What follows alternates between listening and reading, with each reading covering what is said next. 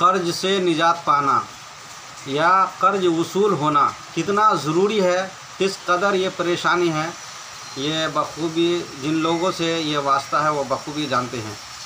और तकरीबन 80% लोग इस समस्या में, इन मुश्किलात में जो है फंसे हुए हैं।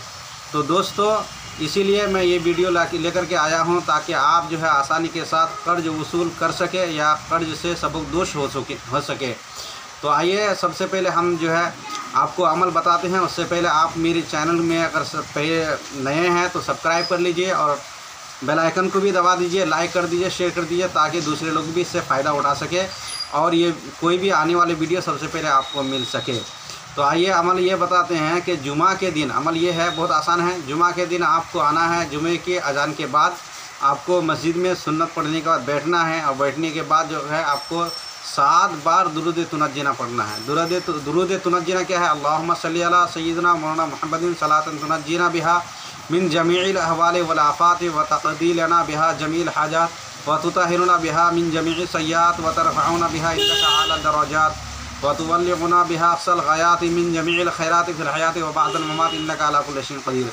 उसके बाद 7 मरतबा ये दुआ पढ़ना है, अल्लाहुम्मा क़्फ़िनी बिहलालिका अन हरामिका व अग़निनी बिफ़ज़लिका अम्मन सिवाका।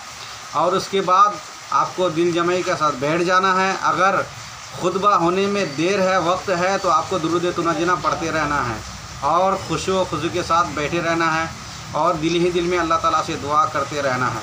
और दूसरा जुमा आने के बाद फिर यही अमल करना है। इंशाअल्लाह इन दोनों जुमे के दरमियान आपका मुश्किल जो है, आपका जो कर्ज है वो उससे आप निजात पा जाएंगे या किसी पर आपका पैसा है तो आपका वसूल हो जाएगा।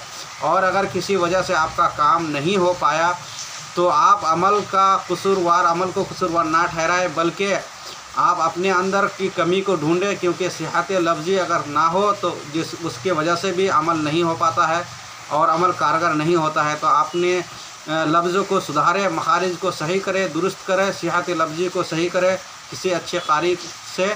उसके बाद ये अमल करें तो इंशाअल्लाह ताला ज़रूर कामयाबी मिलेगी। अस्सलामु अलैकुम।